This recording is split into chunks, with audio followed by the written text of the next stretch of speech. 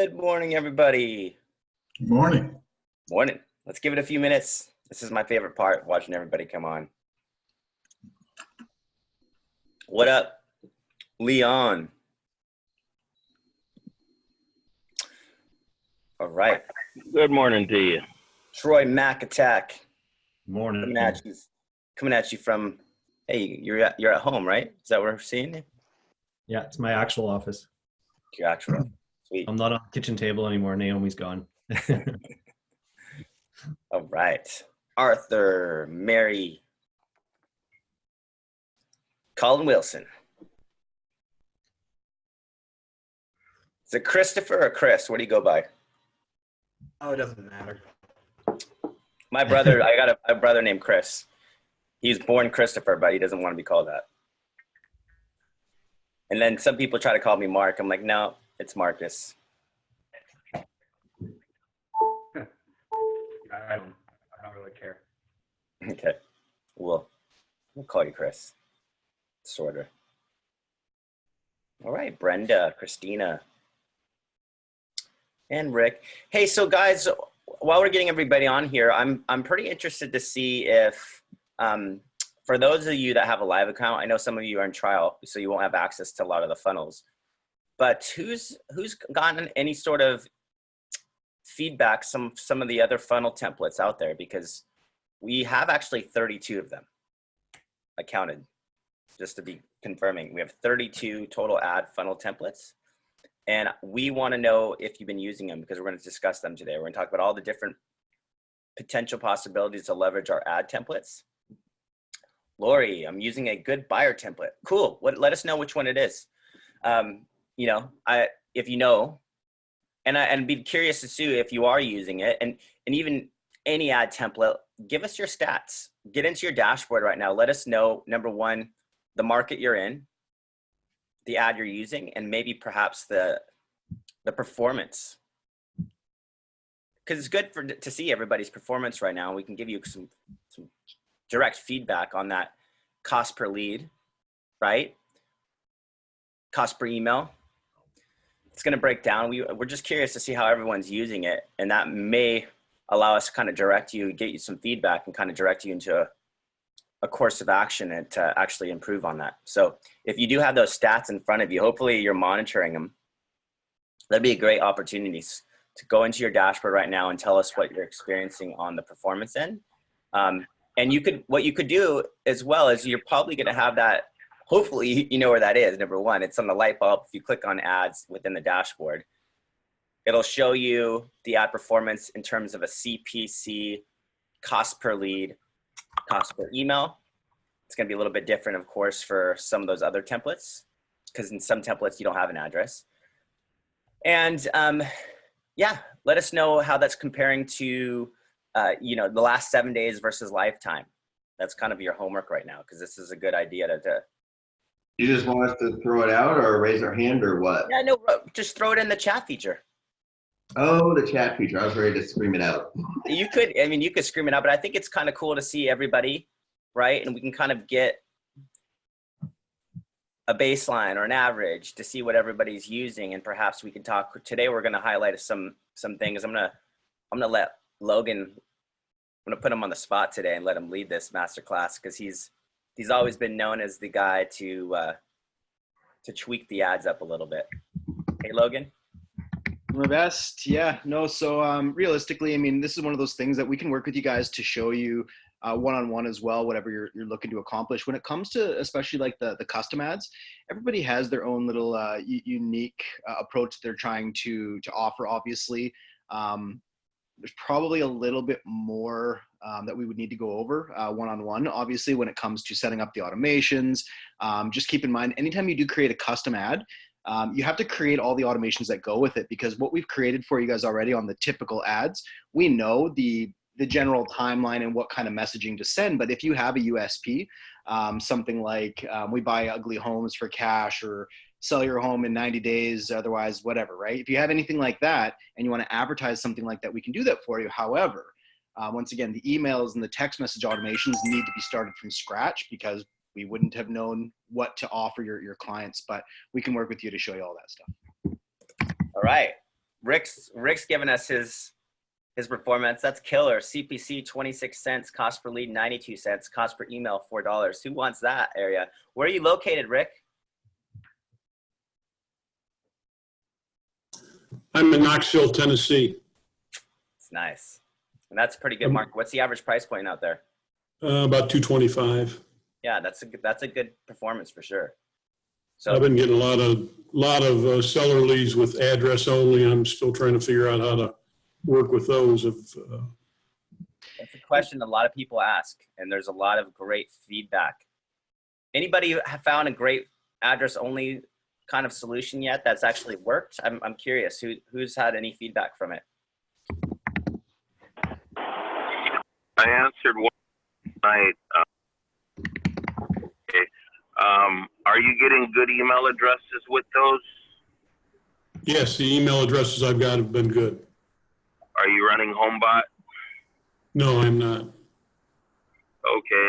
Just for grins, as far as a cheap bolt-on, you might want to look at that. Someone else had asked that question, and I had said this last week as well. George had given us truepeoplesearch.com. There's a couple other sites out there. What I've been saying all along is the engagement is always the thing, and we say, how do we get them engaged? I am mailing out to some places by postcard, but to get the most reach for the least amount out of pocket, going into those other sites, I'm looking up the other email addresses to pull up for the people because email is free. And even I've run another site as well, as far as I use LionDesk for my stuff. But what I've been doing with the HomeBot is I turn around and I updated iJust and I send it out, but I also go ahead and I send them something out of BombBomb as well. And I use all the email addresses that come up for these folks. And I do that out of the BombBomb because it lets me track if there's opens. And then, because the biggest thing is getting engagement. But by updating the digest first, making sure the numbers are good, I send that out. And then like right now, also if you sit there and pull the MLS up, rather than do a full-blown CMA, what I've been doing is just go pull up something for area activity and homes are selling in your area, or just, hey, you've just had 3 recent sales in the area, curious what they what they went for and what your home might be worth, just anything to get a yes, no out of them. And like I said, so what if I find 4 more email addresses to use? A lot of people use secondary email addresses for what they call their spam stuff. So if I see Gmail, chances are good someone had an Android phone and they've registered the Gmail account against that. But the idea behind it is I can get more activity sending out 4 emails than I can sending out a postcard that costs me, 60 cents or whatever to send out. Makes sense. And with those mailers, you need a call to action on that one too. So whatever you send in the mail, I would reflect on trying to get them to connect back with you. And so perhaps with some of you, I know we've been talking about this, you've been pulling up some tax records, doing your best to find these people and using third-party systems as well. But if you are finding them on Facebook and sending them a friend request and dropping them to that list like we've talked about, some people are not comfortable with that, I get it. But if you are, then make sure you're highlighting that you've done that in that mailer so that you can get them to go revisit that message request that you sent them. If you sent them a message, because a lot of people will never go to their message request folder until you guys become friends, and then it naturally appears in their messenger. So if part of the action you guys take is trying to find these people and doing a quick search on them, that would be a great way to acknowledge this, what you've done in that mailer that you send out. Because you're always just looking for a connection. And so perhaps it's like, hey, if you are curious, just go ahead and click on this link, it'll, or go to my Facebook, send me a message or check your message request folder, and we can continue to get that home value your way that way. Is True People Search the best site to look up folks on address only? Yeah, it's a free one. There's a couple other paid ones out there, but I'm one of those where I always talk about $3.99. And if you can start somewhere where it's free, reinvest in yourself always, but don't go overboard initially. Get yourself out there, get yourself spooled up, get some stuff closed, and reinvest in yourself. So when George in our group sat there and was talking about True People Search, I found that to be actually a really good one. And then the other one also is with email addresses only and maybe a name. Never forget the power of Google. They own half the internet. So go in and Google their name, and sometimes you'll be surprised. And also go look for them in LinkedIn. because I found people in LinkedIn. I wind up getting their business account or business name, and wind up with an email out of that, or even a good phone number as a point of contact, and use that as well. So there's free resources. You just have to, take that minute to go look for them and use them. What other ones? We've seen a lot of them being discussed in the Inside Group. There's Spokio. There's, as you mentioned, Lori Allen said number is free. No, I don't know what that is. Jay, you said Intellius is accurate as well. So maybe mention some of the ones in there on the chat feature that you guys have been using. And then I know you were saying for the email addresses, Leon, there's a Chrome extension for LinkedIn that you can take that address and find them and plug that in too. So check out the Chrome extension. What's that Chrome extension called? Do you know, Leon? Yeah, it's LinkedIn Navigator. So when you go into the Chrome and just go extensions and look for it, adds right in. And then the thing is, you just, when you're logged in and you pull up to compose, just put the email in there. And if they're in LinkedIn, it'll find them for you. Yep. Yeah, and thanks for everybody for sharing their ad performance. Just remember, don't compare yourself to anybody here. I mean, the key is most of those who got to that low cost per lead have been aggressively split testing. And so if you kind of get stagnant on an ad, then you just got to continue split testing. And then the whole point of today is to realize that you don't need to split test out of the one funnel that you ran when you first started in the trial. As soon as you have a live account, you immediately get access to 32 different ad templates. And there's a couple in there on top of the seller lead conversion property valuation template that we have everybody go off of. That should be tested. But I would stay there, understanding that you should still be split testing all the time, and realize that when you do a true split test, it's using the same imagery. So if you're going to do the map, do a split test with 3 maps. If you're going to do a satellite, do a split test with 3 satellites. And if you're going to do the terrain, do a split test with 3 terrain. Filter through that rotation before you give up on that template. And now part of that best practices, hopefully you guys all understand now, is instead of actually saying the name and the description of the city, you drop in some home emojis.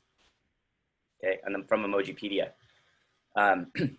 Logan and I have been testing the house home emoji, and he was resistant to it in the beginning, but now we're doing 3 home emojis. Hey, Logan? For any of my clients on this call, you'll know I was more than just a little resistant to this idea. In fact, I wanted it to fail just because I'm not a personal fan of emojis.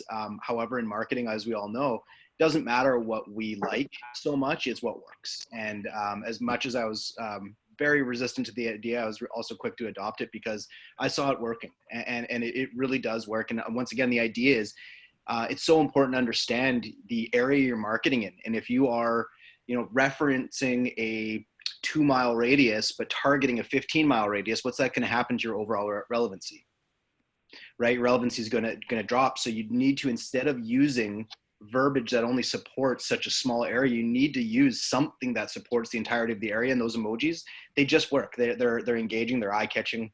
And much as I didn't want them to work, they work.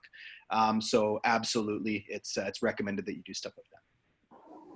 Also hashtags are another thing that'll give you relevance if you're pushing it across Instagram and other stuff. So you can always go in and Google hottest 100 real estate hashtags and start using some of those in what you do as well. And that's because, we're so caught up in the algorithms of Facebook, but Google and the rest of them actually do pull out hashtags. Okay, let's share some ad funnel and template ideas for everybody. So I'm going to share, Lori, I'm going to actually start with you because I think it's quite interesting in a market like yours, which is extremely competitive in Southern California. You're getting some really good results. So let's talk about this ad that you're using. And I'm going to share my screen. Let me know if everybody see this. So here's an ad she's using. It's looking to buy a home in Dana Point, Laguna Niguel, Aliso Viejo, Mission Viejo. Wow, that's a lot of different areas. Get a list of local bargain homes under $750 here. So you've got like 3 emojis. You got a home emoji, a key, and a little face with some stars. And list of 116 Dana Point. I mean, that's pretty cool. So you're getting some good action on here, huh, Lori? Yeah, it's pretty good because, Everybody says you can't really get anything for under $1 million around here. So when people see that there's over 100 that are under 750, everybody wants it. That's great. And so which specific template are you using for this one? It's the buyer. Let me look at it. Let me go in here. So we'll go into the funnels. Yeah. And that's a great ad performance. So you're getting some good leads in there. Are you using the lead ad version or the conversion? Conversion. Okay. So it was this one right here, the buyer to seller conversion. Okay, the buyer seller conversion. Yeah. This one right here. Oh, no, that's a seller property valuation that we usually want. So you're looking at this one right here, the buyer to seller conversion. That's the one. Yeah. Okay. And so you can see this is a pretty popular one. There's actually about 1,373 active users out of this last month, averaging a $9 email out of this one and a $20 phone number. Yeah, and if you do want to customize the verbiage a little bit more in that one, you can use the custom lead ad has actually been really good for us as well. There's a little bit more to go through. We have a document that helps you walk through that. I'll post that document here in a second. But that custom lead ad, if you do have a little bit of a different string of verbiage you'd like to try, it works really well. Looks like Troy might have just put it in there perhaps. But yeah, so there's lots of different things you can test and try. But play with certain things in your area. And what we're finding on the buyers ads for anybody who's really looking for buyers is you can never rely alone on price point and area. Typically, I find that it works better, and you've probably all heard us talk on this before, but thinking of an amenity, something that people in your area are going to be drawn towards, especially sellers, right? Because even though it's a buyer's ad and we're trying to find buyers from it, you can still find sellers if you're adding an amenity that they don't currently have. Right. And for instance, I look at myself. Am I wanting to sell my home? Absolutely not. Right. But I don't have a pool. And coming up to summertime, I want a pool. I want a pool desperately. And my wife and I have talked about it. We're going to get a pool eventually. Right. But it doesn't make sense to get a pool where we are now. So if someone wanted to buy my home, would I sell it? No.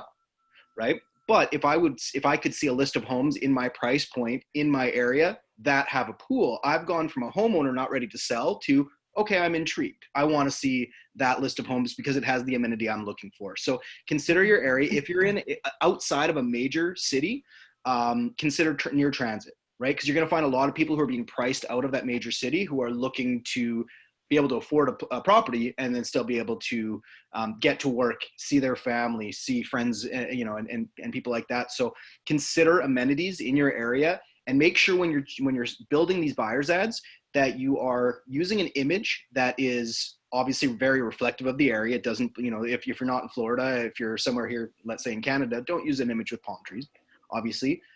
Use stuff that are seasonal. So if, like for where we are here, if you can see outside, we've got snow. So any photos that I use that are depicting homes, I'm going to have snow on the ground. I want it to look seasonal. And then I also recommend split testing price points, and split testing a little bit different to what we usually recommend. Usually we recommend 3 identical ads, and you can still do that on the buy side.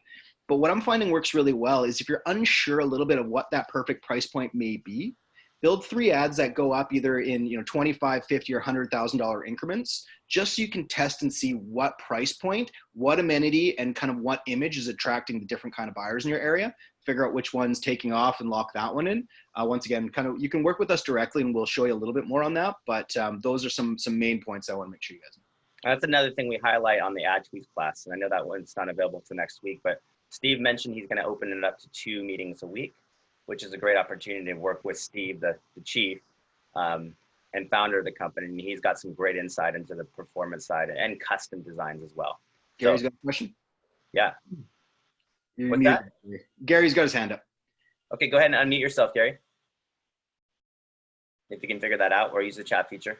Oh, he's been on here a million times. Not a million times. I've been on it well. But since you guys are talking about ads, the lead ad, I've been doing one buyer lead ad for about a couple months now. It's been working out really well. So I just want to share with you guys. Yeah. Okay, let me, can you share your screen? Yeah, 1 second. Yeah, attaboy. I love it when you take action. Makes my job easier. Yeah, we got your Zoom screen up there, Gary. There you go. Perfect. Yeah. Now get into your account. Okay. And you guys, every one of you can share your screen, by the way, guys. This is the power of Zoom. So if you have an ad you want to talk about, that's the time. Okay, so here's my listing ad lead thing right here. I had about a cost per lead is about 242. Now it started out around like 99 cents. It slowly has gone up, but the people that I haven't been able to call everybody yet, but like the people who I do call, I would say about 70% of them need to buy, and some of them have a home to sell. And Wow. it's really good. And you're in $1 million area. Like this area here, what would you say is your median price point, Gary? Oh, it depends. Some people I'm getting from here, from Surrey. That's why, Logan, I denied that Surrey thing that you're coming from there. But in this area, the clients that do get in this area, they're around, I would say average about 1.2 to 1.5. Nice. And then the leads I get from Surrey, they're minimum like 500,000-600,000 who want to upgrade to $1 million home. Perfect. Now, did you build automations with this one, Gary? So I've been quite a little bit lazy on it. I built the text message automation, but I didn't build the email automation to it at all. But I followed up with phone calls, and I have like 3 text messages. I didn't know it was gonna do so well. Then I just got busy with it. Then I got busy with other things. And maybe you can share with them or show everybody here where you built that in the funnel template. So if you go to the funnel template in that there and click on funnels, show them. And then also make sure, guys, if you're running any sort of listing ad or anything where it says lead ad, you need to make sure to connect your Facebook pages. So go to your Facebook page first there, Gary, to show everybody. Go to Facebook pages, light bulb Facebook pages. No, the light bulb in the dashboard. Okay. Yep. And then Facebook pages. And then, yes. And so if you look at your primary, it's connected. So you can see there. Now go back to the dashboard. Yeah. So you can see right there where it says primary and the green is connect leads. So you already have that connected. So that's perfect. Some people don't have that connected. And the only way you can use the lead ad version of Facebook, which is a specific Facebook lead capture, is by connecting that. Then now go to your funnels and scroll down to the template that you built that particular ad out of. And this is also right next to this one is a very popular buyer one that has the same type of call to action. Custom lead, custom listing ad. Yep. Or was it this one? It was probably this one, I think. Custom. No, I don't even know if it was custom. If you go up there, it was the custom lead ad. It was the custom one? Yeah. Okay. Here, if you want to see the actual ad, this is what it looks like. I'll show you guys. And I've had like 40 comments, 70 comments back and forth. And that's amazing because if you continue with that social media engagement, it just drives the relevancy and gives you better CPC. Yeah, some people are like, just tell me the price. I'm like, no. That's good. You're creating intrigue. Yeah. So this is the 7 bedrooms. 7 baths, yeah. Dang. Oh yeah, that one there must be 7 bed, 7 bath. What's that one listed for? 2.6. I haven't had a buyer for it, and technically this one expired a couple of months ago, but it's been so good I just didn't take it off. Yeah. Well, it allows you to find these buyers other properties either similarly or in better price points for what they're looking for, right? Exactly. At the end of the day, you're just looking to create conversation, and if you can get on the phone with people, now you can direct them to where you want to go. So I think piggybacking or even on an expired listing or piggybacking off someone else's listing if you don't have one is still a great way to find buyers. Yeah, and you get the phone numbers, which is key. You can just give them a call. Cool. Can I ask a quick question about that ad? Do you mind going back to it? This is Mary, by the way. I was wondering where you're going to be. Yep. I got my question. Okay, so once you click on learn more, yeah, what kind of information pops up? All right, so then they submit that and you click next. And then where do you redirect the leads to? Oh, right to my website. Go straight to your website. So when you build the this template and it asks for a URL, right? Yeah. Is that just your website or does it go to this listing on your website? No, it goes to the listing on the website. Okay, all right. Yeah, what you want to do is you go to wherever you want to send them, whether it's a custom listing like this or any other kind of ad. You go to where the information actually is on your website. Simply copy that URL. So it's like if somebody typed in the URL manually, they'd bypass the entry screen of your website and go directly to the information page that you'd like. There's another part on there now on the newer ones for you guys that'll say privacy URL. It's a secondary URL you'll need to put in now as well. And to find that one, go to your website, look to the bottom usually, and there's a little thing that says privacy policy. And every website should have one. And what you do then is you just copy that privacy URL and put it into the applicable section as well. And just so you guys know, I did link in the comment section a document we created now that walks you through what to put in each field. Because if anybody's creating a custom ad, you're going to get to a form and there's 5 million fields you need to fill out. Well, I think there's like 10 or something like that. And it's like, what goes where? So we've created a document now that points what goes where on the finished product. So you can easily build them now. You'll know exactly what you're doing. And then custom ones, yeah.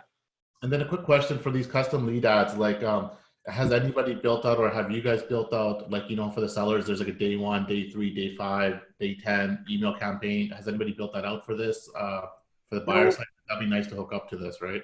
We haven't built anything physically for it, just because it is fairly unique. Every one of those is going to be slightly different.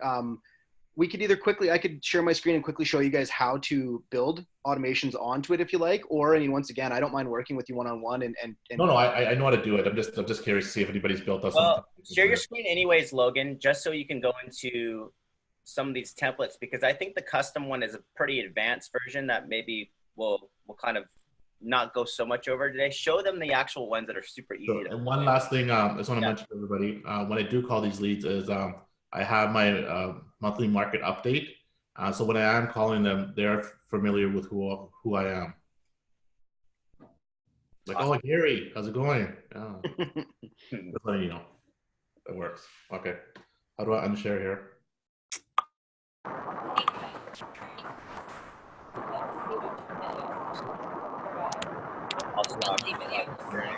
Okay. Are we back at it? I think we're getting some background noise. Let's mute whoever just came on. Yeah, perfect. So before Logan jumps into those templates there, one thing to be aware of, guys, is watch the news. Watch what the latest trends are right now, because one of the biggest trends that's happening at the moment is remote workers. And there's a ton of people looking to get out of the Bay Area, for instance, in California, out of LA, because it's just gotten too crazy there. It's too expensive. And there's a lot of cities across the US right now that are trying to attract tech, because the cost of living is just so much lower in their areas. So they're trying to attract those people into the areas and beef up their population, beef up the economy there. So it's always something really good to watch for those trends. And then when you're targeting for your buyer side, target those areas. You're gonna pick up a ton of interest, and that's where you're gonna get a lot of buyers are looking to move into that area and escape the high prices. And we have that here in where we live, Kelowna. Vancouver's just gotten so expensive, as Gary was saying. 1.5 million homes. People are like, no way, I'm moving to sunny Okanagan, where the houses are like half as much. Or the island of Vancouver. The island, like Marcus, yeah. I'll get into sharing my screen, Logan. Maybe you can walk us through some of this. But so remember, so many ad templates. And so let's go from the top.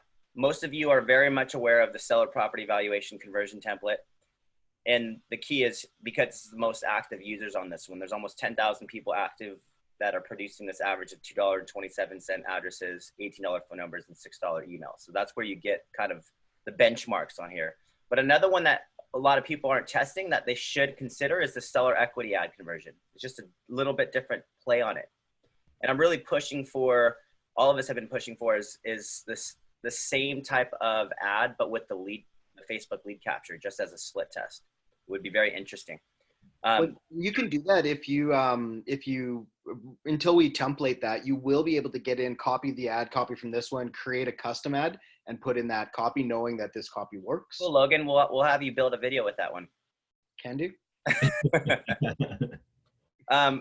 The buyer to seller one, again, is another one. And again, we always talk about, don't, like, if you pick something like this, which is probably our most popular, one of our first buyers, you know, I'm just using your account for fun, Lori, I won't launch anything, but always remember, don't just put a price point there. Consider you can do Laguna Beach, you know, with pools, or, you know, big backyards, or et cetera, you know, price plus amenity.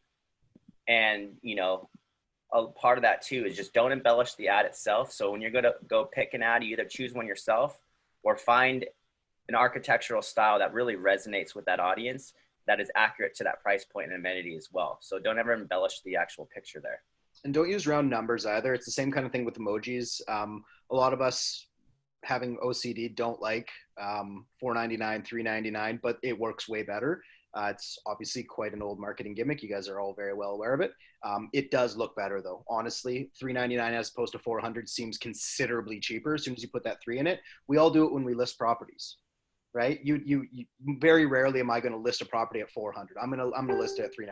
That's what I'm gonna do, right? So buyers do look for that. They're looking for that 3 in front of the number as opposed to a 4. If their budget is $400 and they see $3.99, it looks cheaper to them. So do make sure you use numbers like that. So you've got buyer to seller condos for you condo people, buyer to seller with no price. These are easy, just templates that are already there for you. And then the looking to buy amazing homes, I'll just kind of direct you where this looking to buy, you get this average of $7.75. It's a good one because it's giving you a list of the certain amount of homes that you want out there. And then the one that I want everybody to kind of consider right now that you need to connect to the lead ad is this buyer campaign lead ad, which is producing $4 phone numbers at the moment. So it's buyer campaign lead ad, just right next to your property listing version 1 lead ad that's already pre-templated for you. So for those of you that are like, I don't want to do all that custom stuff that Logan was talking about, these are all templated really easy. And these are producing on average out of 500 people actively using this as of this last month, $4.34 phone numbers, okay, on this listing one, and the buyer campaign right next to it, $4.34 as well phone numbers. It's ironic, actually, it's weird. 100 people actively using this. This is relatively new, but this is a really easy one to build that you don't have to even think about. How would you build something like this, Logan? Yeah, so obviously on the buyers ones here, you do want to reference an area. I do find you can put in county, you can put anything you like, but once again, be specific as to what you're offering. It's like offering a toddler 20 options for breakfast. You got to give them, you got to specify something. So I think like single family homes, fully detached homes, homes on land, homes, whatever, right? Something like that. And then obviously when it comes to the area, Orange County, something that whatever the area you're going to be targeting is where you want to go. I do so, even if you are going to be targeting a 15+ mile area, you could put in one single city, the hottest area in your area, of course, something like that. And then obviously pick an image that is very reflective of the area and once again, seasonal. That's really the keys here. You know, something like this could work. It's not overly, I mean, even though that pool probably does exist in Orange County, I don't think that would be quite the draw. So you're going to want to use a really nice image that represents the entirety of the area. Yeah, and if you can't find one, just pull one up for yourself, because there's a ton of templates here, but it doesn't always give you the one that you're looking for. So you got to find something that's unique to your area. Yeah, and you can always upload your own images and stuff as well. But when you actually find that picture, it's quite easy. You click next.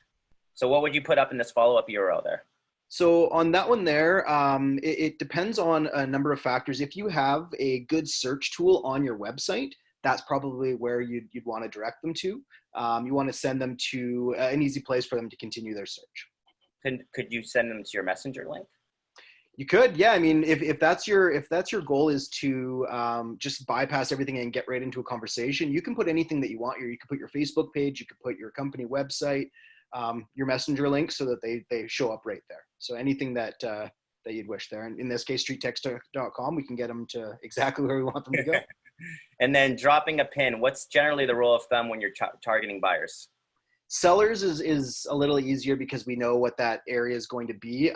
With the buy side, you can obviously go up to 50 miles, and sometimes it's wise to do so. But once again, it's really important that you know your area, because if you are going too wide and you know that the people who are on the outskirts of, say, 50 miles aren't the kind of clientele they're going to want to buy the area that you're representing, it's not going to go very well. So you want to make sure that you're using a size that's appropriate to the area you're in. In this case, if we were doing Irvine, I'm not sure necessarily if the people from San Bernardino are going to want to move to Irvine. However, being that it's close to the coast, that one I'd probably do 50 miles, because the people who are more, we consider, not landlocked, but you know what I mean, the people who are more inland may be wanting to move closer to the coastline. So in this particular case, I'd probably expand that radius quite a bit.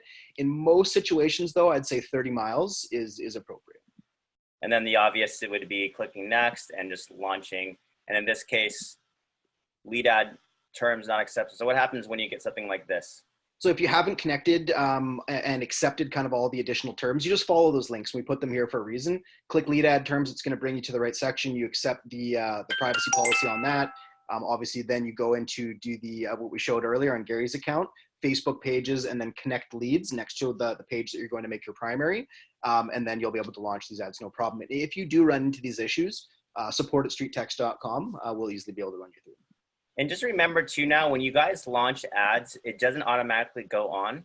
So a lot of people don't realize that, and they're like, oh, my ad didn't launch and what's happening? So you got to go back to the ads, and usually you have to click on a little button that says it's processing to be able to actually toggle it on. So there's an extra step after you built it to go to your ads, process it, and then turn it on and toggle it up in green, which will launch it to Facebook directly. So just realize that when you do build one, go back to the ad level, go to that little button that looks like a circle, process it, it'll turn into the toggle switch, and then you'll toggle that on to green. Yeah? You guys following us here? Yeah, one other thing though, when you talk about a pin drop, use your resources, go into your MLS, go pull up the activities. If you're looking for where all the hottest home sales are and all that there, go find an address out of that and then use that for your pin drop based on the activity, rather than just drop it somewhere that just misses where the activity would be that gets you leads. Well, and same on that exact subject, do your research when you're choosing what area to reference. Once again, if you say Orange County as a whole, maybe that's a little bit too broad, but if you pick a particular neighborhood that you've seen a high level of turnover in, you know that there's a reason homes are turning over in that particular area, advertise as such, right? Maybe there's a new development in a particular area that's really hot that you want to advertise. Do that, and then once again, find where people are where there's a lot of activity. Obviously, there's people moving from and into different areas. Find where those two areas are and make sure you highlight them. Cool. So there's a lot of different templates, and I don't think you guys get all the information that we do in terms of what the average cost per lead on these templates, some of you. So I'll kind of just direct you to the couple that I would heavily recommend on the seller side and buyer side based on what we're seeing. Obviously is split test in threes, we find is the perfect thing to do. And then if you're going to use emojis, use the emojipedia.org website, because it's really easy to pull in the emojis from there, and there's so many different emojis. So if one of you, Troy or Logan, want to just put that in the chat feature, this is where you put emojis in the ad. You grab it from this website directly. As far as the ads are concerned, seller property valuation conversion, the seller equity ad conversion would be a really good one. I've seen some really great results with. Don't worry about the page posts or traffic ones right now. We'll let you know when that's a good objective to use on Facebook. Stick with conversion on those templates. The buyer to seller one is a good one, but I would definitely test out price point and amenity, not just price point on there. So think about a good amenity and price point you could feature. And then I would really get you guys to start looking at the lead ad version of Facebook. So anytime where you see lead ad followed by, in parentheses, that's the connection you have to make on your Facebook page. Just remember, you can't build those without the connection on your Facebook page to tap into the specific Facebook lead capture. And we're just seeing some really good full submissions. For those of you that really want phone numbers, that's your way to go, for sure. And then the other one I'm seeing that not a lot of people are using, that's a really good one on the seller side, is this: what's your home really worth? Because it's basically saying enter your home address, receive your home value. And we're seeing very similar results, sometimes even better in some cases. Now there's a little bit of a variable in this. What would be the variable, Logan, that people should look at when they build something like this as a split test as well? Well, I mean, the one big difference obviously is that it's not using an image of a map, which we typically love and works very well. This one here, you could obviously, if you want to create an ad using the other template, do a screen capture of your map image and then upload it here and then just use this verbiage. That works. Or take this verbiage and build that in using the custom ad. But yeah, I mean, that the big difference on this one, in my opinion, is the image selection, and also the fact that there's very little verbiage here. There's not a lot going on. So we find a lot of clicks, people looking for a bit more information on that one. Yeah, sorry, my internet's freezing. Gotta love technology. But what's the, you know, a lot of people want to put in a home, but what's the other alternatives that we can put in here? And, you know, the obvious is we can put in almost anything at that moment, but what are some of the things that we're seeing working outside of just homes in there? Yeah, so consider the area that you're advertising and something that's incredibly iconic. So I built one for an individual, actually, Gary, the guy I was putting you in touch with from Surrey. He's trying to do Surrey specifically. So we used an iconic bridge from that area. We've seen people use you know, landmarks that are, you know, in their downtown core. That's incredibly iconic, something that screams that area. I find it works much better than an image of a house. The map still reigns supreme and works almost everywhere. However, yeah, I mean, bridges, we have, I think Colin, if I'm not mistaken, used one where it was, I think it was Colin who did it, used an image of a clock that specified the area and you can tell where it is, downtown cores. But yeah, I mean, statues, things that represent that particular area. Or maybe even scenic aerial views of the area if it's beautiful, like the Okanagan or, you know, Bend, Oregon, or, you know, with mountains, something that really drives the overall. For an individual where we used their local city hall, which, you know, it wasn't, the photo itself didn't blow you away, but you know exactly where you are. And you looked local, and you could tell it was the individual themselves took the photo. So it wasn't, there's no markings on it. It was clear they took that photo. Once again, how did you get that photo?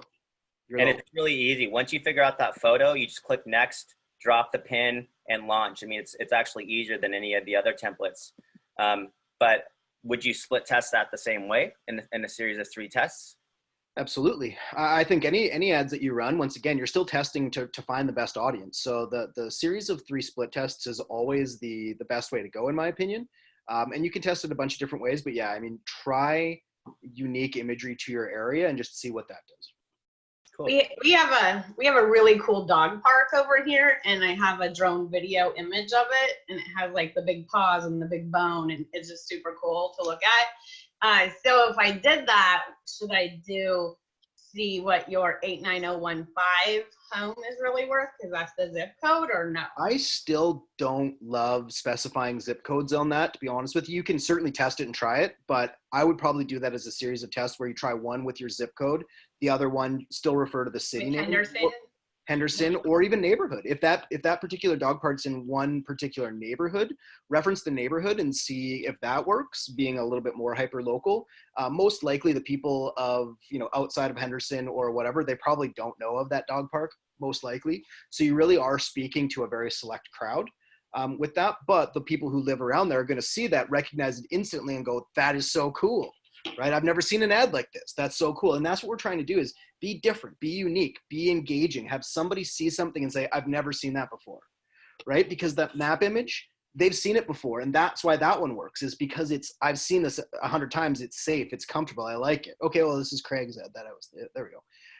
But you know what I mean? In this particular case, you're doing something different. You're being unique. You're being different. And something like this, you know, I find that anybody who lives in this area, right? And there's nothing necessarily flashy and showy about this ad. It's not polished. It's just, if you look at it, if you live in this area, it's like, oh, I know that clock. I know that area, right? It's very recognizable. So it feels like home. Yeah, and I mean, if you notice on there too, he's got 36 comments, or 36 likes and 44 comments and a couple shares. People forget about that. Like when you need to look and view your ad as often as possible and engage the ad itself, and consider to share it organically, both to your personal Facebook and in the groups, because the more engagement you get on those ads, the more obviously leads you get, but it also says and tells Facebook that there's a lot of algorithm coming, and I probably would guess they don't care where the algorithm's coming. As long as there's algorithm coming, it's going to continue performing. And if not, you're going to get even more results and drive your cost per lead even lower. So don't neglect the actual organic relevancy on there, and continue to comment to get people to ask questions back and forth on there. And Facebook, if you do that, those ads can last indefinitely. And looks like Joe had a question. Go ahead, Joe, if you unmute yourself. Yeah, thank you so much for letting me ask this one. I mean, certainly within a 15-mile radius around the Phoenix area, we've got a bunch of different cities, a bunch of different neighborhoods, areas, you know, high rises, all kinds of things. My question is, there are particular historic areas that have, you know, either placards, markings, signage, whatever. My question is, if I used, and I understand the split test, so if I were to use, you know, what is your Coronado, that's the name of a particular neighborhood with about 5,000 homes in it, I could test that, but at the end of the day, if it's effective, what I will probably end up doing is paying more because it's such a fine audience, more per lead, because it's not going to relate to other folks outside of that little area. Does that make sense? Yeah, and I mean, and that's kind of one of the reasons why we have removed specific area verbiage on the seller's ads, is for that very reason. Still, with that in mind, I think that the relevancy you'll draw from the fact that you're using signage that's so relevant should counterbalance that. Now, once again, test it. It's one of those things that we never know how it's going to perform. We come up with ideas that we test and they either work or they don't work. That one image, even though if you look at that one that Craig was using, Troy, I'm not sure if you know what the stats are on his ad, but I'll tell you the one that we ran, it was in Surrey, which is a tough place to get into. Same thing, a fairly expensive area. I think median price point, 600,000, something like that. We ran an image of the Alex Fraser Bridge, which it's iconic to the people of that one location mostly. And he went from getting, you know, a relatively, I won't call it a high cost per click, high cost per lead, but it was higher than I'd like it to be, all of a sudden, much lower than we'd seen before. Right? So let's have a look at what this one was doing. Yeah, I mean, 90 cents a click. And once again, I mean, this little downtown square is not going to relate to 15 miles worth of people, but the performance thus far is phenomenal. You can see he's targeting 15 miles and 90 cents a click, $1.26 a lead, $4 or $3.20 an email. So it's definitely working. And my assumption would be he's bringing in more leads from this particular location, which is his base. So it's certainly worth an attempt, but as with anything, any ad you run, I don't care if you build an ad and we all think, oh my goodness, that's the best ad I've ever seen. If it isn't performing and it's costing you money, turn it off. No, I totally get it. You've answered my question about, you know, it's going to most likely cost more if you're working in a specific market niche that you want to focus on, as opposed to ancillary areas that I would never touch in a million years, which I'll pay less for. But again, if I want to stick within a certain boundary, I will end up paying more for it. Makes sense to me. And typically that is the case. And we say that all the time. There are people who say, okay, I know I have to target 15 miles, but I'm really only interested in this small area and I'd rather pay slightly more for a lead that I'm getting in my particular area, in which case we would recommend then building that specific verbiage, you know, Coronado or whatever into it, knowing that instead of getting $2 leads, you're going to get $5 leads. But, you know, would you rather get a bunch of $2 leads that you have to drive an hour to get, or would you rather spend slightly more on the leads that are in your backyard? The other thing to be aware of is, you know, what is your ROI? You know, and we can work with you kind of one-on-one to show you what that is. Because when we look at that, we can actually look at what is a reasonable maximum cost per lead for you in your area, like in your particular market. And then specifically if you're trying to zone in on one of those places. So it might not be like, you know, necessarily trying to get the lowest cost per lead, but going, okay, if I'm getting leads in at $6, but I have, like, if I look at the ROI, I could actually comfortably afford a $12 lead, then you're actually doing well, right? Obviously we want to drive right to the lowest cost per lead, but there's some margin in there. And that's kind of something more we'd have to show you, like how to calculate on a one-on-one basis, but it's, you know, and we're building tools into StreetText that are gonna help you be more aware of that. Totally understand. You know, and That's more like farming though. If you're gonna go with just say Coronado or whatever. But what I was gonna say, and remember this always: you get what you pay for. So if nothing else, rather than get some cheap little, you know, bad camera shot, go Google, find a local artist or someone who's taking pictures, pay them for the picture. You only got to pay once. And the fact that you can use it over and over, you're going to get a good, high quality, high def shot where some guy that's got a $10,000 camera lens took something that's outstanding. And then you're not worried about copyright or infringement or nothing like that. But the idea behind it is you only get a chance to make one good first impression. And the person who's coming in, you have to put yourself in the eyes of the beholder. The person that's looking at what you have, you're trying to push the quality of yourself across without them even meeting you or knowing you. You want them to look at that and just look at the picture and be overwhelmed and in awe and generate the activity from it. You know, that's so true.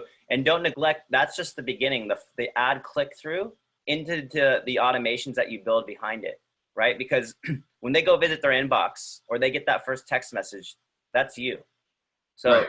you know, with all of those ads you're testing, you know, and not just the seller side, this is where maybe Troy, you can share your screen, or Logan even, you know, where do these guys go with that specific ad automation, and especially for these custom ones, or perhaps even for the any of these lead ads. Like if you just launch a lead ad and let it go, you're not going to have any automation attached to it. You actually got to go in there and create a text message and create an email. And so it's really important to know that, you know, I know I was working with someone that's like, oh, I'm getting some great phone numbers, but what are they sending them? They're nothing until you actually build it. Yeah, and I'll quickly show you, should move myself around here. I'll show you this. So if you're using, let's say, the custom lead ad here, what we've done is we created a document that goes along with it. So I'll quickly show you. If you just simply select this, get in here, you'll be able to start creating anything like that. And I usually do 1 and 2 just to kind of show you. So anything I type up here shows up there. Anything I type in the title obviously shows up there, right? So pretty straightforward so far. Then you go ahead and pick an image. Typically in this one, you're going to use one of your custom images, something of your own that you upload from your computer. In this case, just to be quick, let's just pick any picture, right? So now you can kind of put anything that you want there. Now when you hit next, you're going to get this, right? And this is where a lot of people get hung up. It's like, okay, what's going on here? So what we've done is we've created this little template, which we can, I'll link into the chat feature and put in the insider group for you. But it just shows what happens where. So this is page 1 of a lead ad. And when they click next, they'll get the thank you page. So that's kind of what all this is doing. And once again, I'll be able to share that with you. So you'll see exactly where everything's going from there. Follow-up URL obviously is your own particular website and everything like that. Then once you've created that ad, what you can do is you can go to funnels. Yeah, most people go to automations, right, Logan? Instead of going to funnels, and this is the kind of the new view where to go to that specific funnel automation. So you go all the way to the top, click on my funnels, and to go to that specific ad and click edit. So I'm just going to go to one that I don't use anymore. So it's all turned off, but you can see this is going to be basically what you're seeing, right? So you come in here and you can see that the action is in here when the lead submits their, in this case, it'll be a Facebook form, right? Then what? So far, nothing. So you'd want to turn your master on and you simply add an action, right? And you can start by choosing an email, select an email. If you've already created a bunch of emails, you can use one. I think I have a good one here. I got Marcus Sucks at Sales I can use. But you know what I mean? So you can choose one of your pre-existing emails and select it here, right? So let's just go welcome to StreetText, that'll be nice. And hit add event. And then there you go, right? So this one's now scheduled to go. If I wanted this one to, actually, let's say if I wanted to add another one now that I want to make a 3-day delay. Well, actually click on that before you do that, Logan, because most people don't realize you click on it and then you can edit out of that template. Yeah, if you click here, of course. Or maybe you got to turn it on, I don't know. Edit or click on that button, one of those things. I'm on, I haven't cleared my cache. I'm on an old, I'm still on old beta on this, but if you click on this, typically it will bring up and you can edit it from within there. And then the nice thing is you can also add another action from here. And let's just say I choose another email and I'm going to choose Marcus Sucks at Sales. That's the one we're going to want to go with. And I hit add event. But I don't want that one to go. I don't want them both to happen at the exact same time, right? So what I do is I come here and click on this, and I go to this little time clock or hourglass, and I can choose any delay I want. Maybe I want it to be delayed by a day and 4 hours and 3 minutes, whatever, right? Hit continue. That will now set a delay between these two things. I can then add another one. And if I add another 1 day delay, it will then be a 2 day delay. And you can add your text message, right? Exactly. And then you can do the same thing. Add action.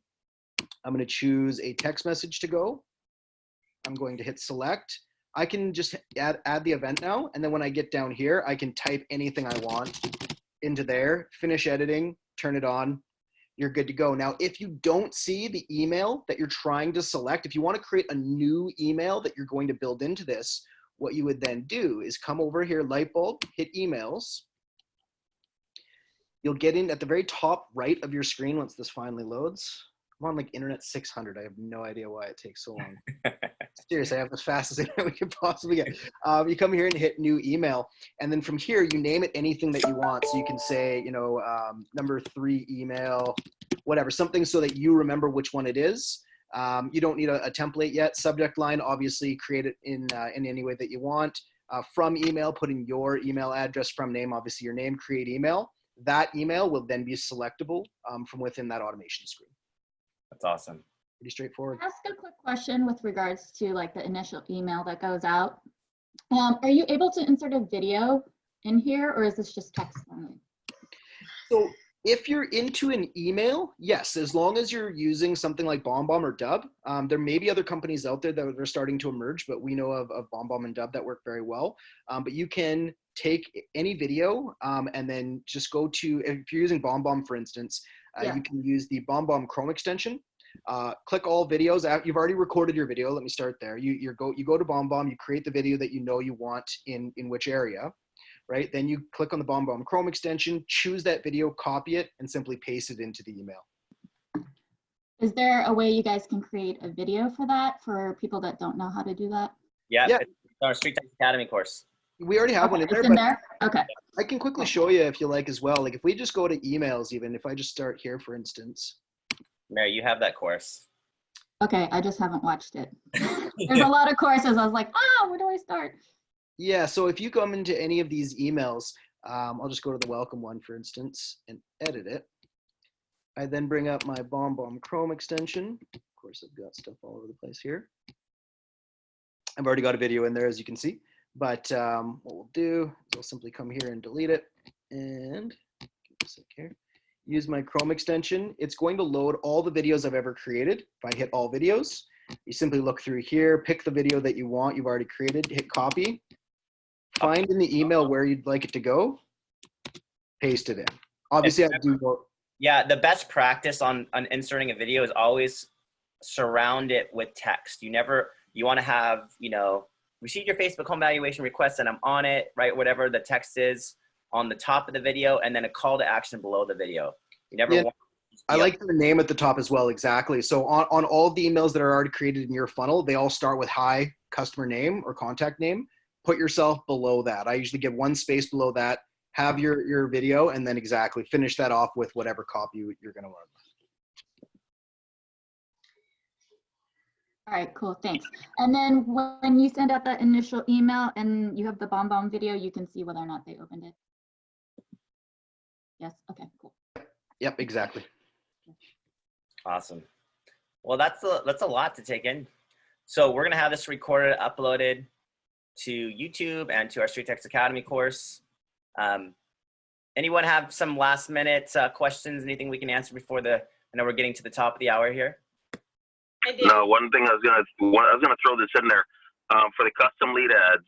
If you have 100 or more clients or leads already, go ahead and set up retargeting that Steven showed. It's very cheap to run because if they're not opening it, it's not costing you, but it's good to have it in there because it's business you already have trending. So if you set up the retargeting ad using the custom lead ad in there, you know, you're trying to sit here and keep getting a touch or engagement on business you've already brought in. And it's really easy to do. Steven had already set there. I think you've got that in the insider group already, the instructions on how to build it. So highly recommended. And Wendy, you had something you wanted to say as well? Yeah, just real quick. So back to BombBomb. How can you take the actual video you make and turn it into video format? Because all they give you is links. Is there a way to make it a video so that it's easily shareable on like Instagram? You know, if you do a video CMA and you want to share it through Instagram or something like that, there's all these links, but there's no download. Yeah, you can download. You got to go to the bombbomb.com to that particular video, and it allows you to actually download the video and then upload it anywhere you want. Yeah, I believe it'll download as an MP4, does it not? Yeah, you have to actually go to the BombBomb, because for the Chrome extension, there's a copy HTML or a link attached to it. But if you actually go into your BombBomb account, it'll allow you to actually go to all videos, and then there's a place within there that says download, and then you can download that and upload it to YouTube. We often do that type of thing for videos. Okay. That we Okay, thank you. Any other comments, questions, concerns, or otherwise? Great. Everybody's going to go build some new ads right now. Yeah, try the custom stuff. If you have any issues, let us know, and we can, shoot a BombBomb video and show you through some things. Test and try and report back next week with your success. Throw that in the insider group, Logan. Maybe tag it in the announcement section or post it so everybody can have that document and build it. Punta Gorda, Cape Coral, we don't know too much, in that area. Is that something that you do?